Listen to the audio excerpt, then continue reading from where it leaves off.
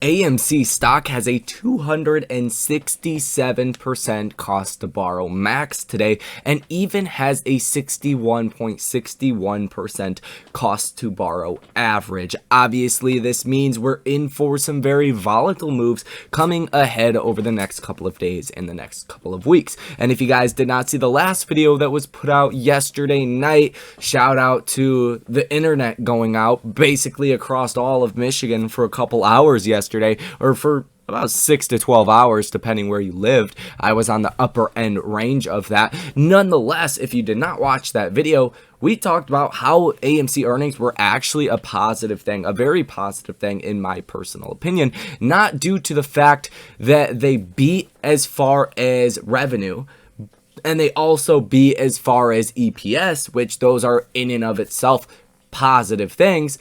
It's the guidance for next quarter. It didn't look like we actually got real guidance. We didn't get an expectation or of a certain number from Adam Aaron. We didn't get that. But what we got was, hey, the movie theaters need more films. And we're getting more films coming in the next quarter. And I think that's why AMC is even holding up better today than a lot of other stocks are. And the day after earnings, for AMC to be holding up with the markets, that is very, very wild. And obviously, relatively speaking, they are holding up. Your fintechs, the rest of my portfolio pretty much is down about the same as AMC is. So it's not a real underperformer in the portfolio today. Nonetheless, we're going to talk about that. We're going to talk about inflation data that will be coming out tomorrow. Should we call it CPI or CPI? Your choice is what you choose to call it. Let me know down below in the comment section. Is it all a lie? Is the CPI going to be higher? CPI going to be lower? What is going to happen with that? We're going to go over market expectations for the CPI report, as well as earnings that will be coming out here shortly, just in the next couple of minutes, guys. So let's get straight into it. Hit that like button and subscribe to the channel if you guys have not already. Post your comments, questions, or concerns down below in the comment section. And if you guys want to come trade with me live in real time, link down below in the description of this video as well. Now let's dive straight into it. So first things first, let's talk about what's happening today. We'll circle back to AMC, talk about the cost to borrow, all of the good stuff that you need to know in regards to AMC. But really the main story of today is one, markets getting ready for CPI to come out tomorrow. And this is pretty typical to see a pretty substantial red day heading into the CPI. This is not uncommon, but what is uncommon is the volatility that we are seeing and potentially the massive move that we are going to be seeing as well. If you look at TLT, this is tracking the 20-year treasury bond, and essentially when this goes down, yields go up, and you are down about 0.36% today. So from my point of view here, it looks like the markets are expecting bond yields to go up, meaning that CPI is probably going to come in hotter than expected. That's what the bond yields are telling me. Same thing with the dollar. The dollar's up 0.75%. People rush to buy the dollar when dollars are being restricted in the economy. So if CPI comes in lower tomorrow, well, the dollar is going to fall in a big way because global investors are going to say, yeah, I don't want to own the dollar as much as I wanted to, yesterday before I knew CPI was coming down a lot, because the Fed's not going to have to do as much to rein in on inflation. They're not going to have to reduce as many dollars that are out in circulation now because CPI is getting better. But in the case of what we're seeing today, the dollar is up almost 1%. So that is also telling you CPI is probably going to come in higher than expectations. Now, obviously, there's some people talking about the used car market, that has showed signs of rolling over. Hopefully, rents might show signs of rolling over as well. I think it might be a little too optimistic given that rents take a long time to adjust. The only time we get new readings of basically the rent portion of CPI is when people sign new leases. And I know from people I know, I'm pretty young, relatively speaking, 23 years old, almost 24 years old. A lot of people I know do live in apartments, and what they're saying is their rent is going up like $50 a month. I live here in Michigan, or $50 a month, $50 year over year for their leases. So it doesn't really look like from my point of view, at least here in Michigan, that rent inflation is going down. So we'll have to wait and see on that. That's going to be the biggest thing people are most concerned about, rent inflation. Energy as well, just depending on, where and what kind of energy is showing what, and also obviously the wage price inflation as well. All of that will be very important, and we're going to get those insights coming tomorrow, and that data will come out at 9:30 in the morning. So pretty interesting. I can't recall inflation last time coming out at 9:30 in the morning. I thought it was actually at 8:30 in the morning. So it's interesting that this is going to come out at 9:30 in the morning. Maybe this is set on Central Time. I don't believe so. But as of right now, it's showing me that inflation data will come out at 9:30 a.m. Eastern Time tomorrow. That's going to be the minute the markets open. So you could see a very violent market reaction as soon as we open. And that's probably going to dictate how we trade the rest of the day, probably for the next week or two, honestly. You guys know what good CPI reports can do. Look at back in August when the markets rallied a stupid amount based off of the good CPI report that came out then. This was a very big rally. I would expect something similar if you do get a big beat to CPI. If it's bad, well, you're heading to new lows. Let's just say that. New lows are incoming if CPI is bad. Getting a little bit of a bounce here in the markets. We're down to the last half an hour of trading or so. We'll see what happens. Probably going to hit new lows before the end of the day. That is my personal projection. And by the time you guys see this, you will see if that has come true or not. Now, as far as economic data as well, you obviously have CPI tomorrow. You have Fed Mester that speaks at 1:30. You have at 10 a.m. Fed Harker that speaks, and 10:30 a.m.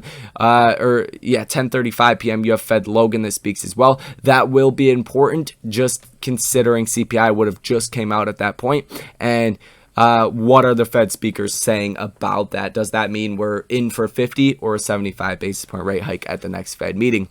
You also at 7:35 p.m. tomorrow have Fed Williams that speaks also. And a big thing that is also weighing on the markets is that it doesn't look like this whole Republican red wave thing is coming.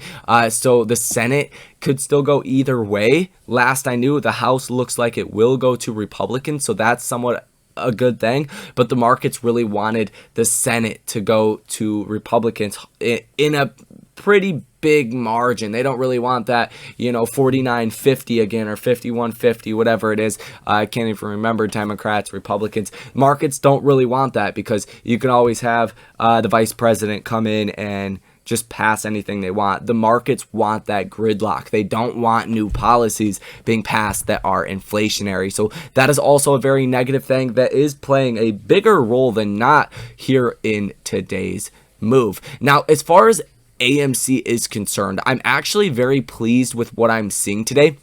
Just given, like I said, the fact that AMC is only down 8.99% on a day where a lot of stocks are down much more than that. Like Dutch Bros, one that I made a trade on today for earnings, down 9.27% today heading into earnings. It could get pretty bloody. Look how good this has actually been holding up since it's been IPOing. You haven't even got earnings yet and the stock's down 9%.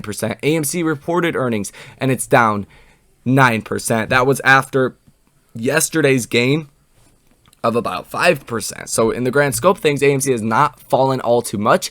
And if you guys did not see the last video, that is because AMC did actually beat on the top line. They increased revenue 27% to $968.4 million. And they did see their admissions revenue and food and beverage spending also increased. The consensus estimate was for $961.1 million of revenue. They beat that by about $7 million, which was a very positive thing. And the loss per share was 4 cents better than the estimate. The estimate was 26 cents loss per share, and the actual loss per share was 22 cents. So there's those reasons why AMC is holding up a little bit better today, but it's simply due to the movies that we're going to get in the next quarter. If people continue to spend money on food, beverages, and really going all out when they go to the movies, which I don't think is going to change here in the next 3 months, historically, the holiday season is a great time to have blockbuster films come out. Some of the largest movies in history have come out during this time frame. So typically it is good, and that's what markets are looking forward to as far as AMC stock. And in the grand scope of things, AMC is valued at less than $3 billion, and they're pulling in $900+ million of revenue every 3 months. If AMC can just start to make a singular dollar in profits, the stock will rally big time. And I think that could come in the next quarter, as long as Avatar is as big of a blockbuster as we expect. The first one was the largest blockbuster film of all time. There's nothing larger than the original Avatar, so the sequel should be pretty good. And then Black Panther Wakanda, the original film was a $1.3 billion grossing film. So I think that will also, drive people to theaters. And I think that will also be a very bullish thing when all things are said and done. That's what the markets are looking ahead to. But as far as AMC stock, given what I just said to you guys, markets are forward looking. So I think either way it goes, AMC is probably going to see a rally here in the short term. If you look at the live short interest of free float, it is sitting at 20.34%. It has not really budged at all. If anything, it has went up just a little bit here today, and you still have about 105 million shares that are sold short. And like I said, that cost bar average of 61.5%, that is very large, and you guys can see it's been stair stepping up throughout pretty much the whole day. Earlier in the day it was at 29%, then it jumped to 39%. Then it jumped in the 40s to 47%, then to 55%, then to 62.5%, and it's since come down about 1% to 61.5%. So you can see here, it's not just one big spike that we've seen, at one point in the day. It's actually been stair stepping up, and hopefully you guys can see this. Let me see if I can zoom in a little bit. No, it's pretty hard to zoom in actually, but you can see it's been stair stepping up. With the cost to borrow max, that went from about 41.5% when we first started trading, which was double where we were at yesterday. And then it slowly stair stepped up to 51, almost 52%. And then we went up to the mid 60s. Then we went up to the 80% range. And then we stayed at 111% cost to borrow max for a majority of today. And we have just since spiked to 267%.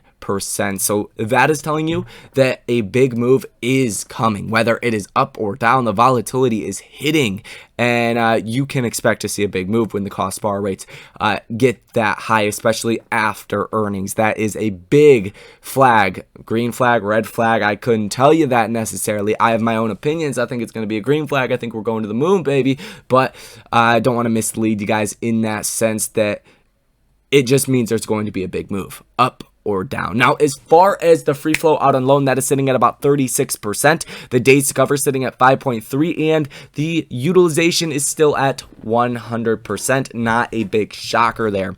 Now, if we take a look at the option activity for the day, you could see 8 orders totaling $4.36 million, positive order value of 84%. So the orders here are looking very bullish. And if you look, it's saying there's a lot of puts that have actually been placed today. Virtually all of these have been puts. But what is happening here is they're actually selling these puts. So when you're selling puts that are in the money, that means that if the stock continues to go down from current prices, you will lose on that put that you sold. Now, if the stock goes up from these prices virtually at all, when you're selling a 7, 8, 750, strike put, if it goes up at all, that put's going to lose value and you will make money on that position. A lot of these options are for June 2023, January 2025, November 25th, and 2 of these are for November 11th, and one of these large ones is a $3.65 million put position that we know just based off of the positive order value at 84% and $4.36 million worth of options. This trades $3.65 million itself. It's a November 11th 750 put, 15,000 contracts. Like I said, for almost $4 million. That's almost all of the value of options that have been placed today, concentrated in one order.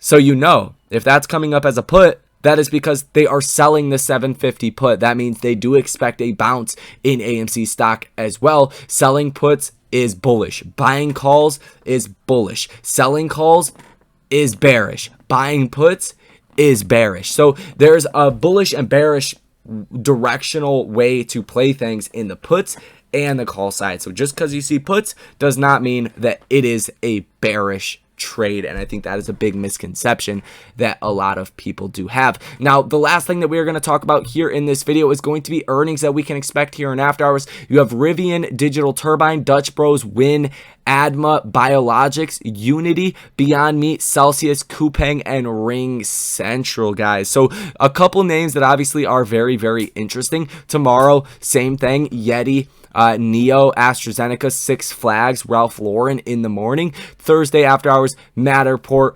Ayora, and that's pretty much it. And that's really going to do it for this earnings season. This is going to be the last big week of earnings. You're still going to have some guys that are still reporting, but this is really by and large going to do it for this earnings season. So let me know your comments, questions, concerns, thoughts, whatever you have down below in the comment section. If you guys want to come trade with me live in real time as well, link down below in the description of this video.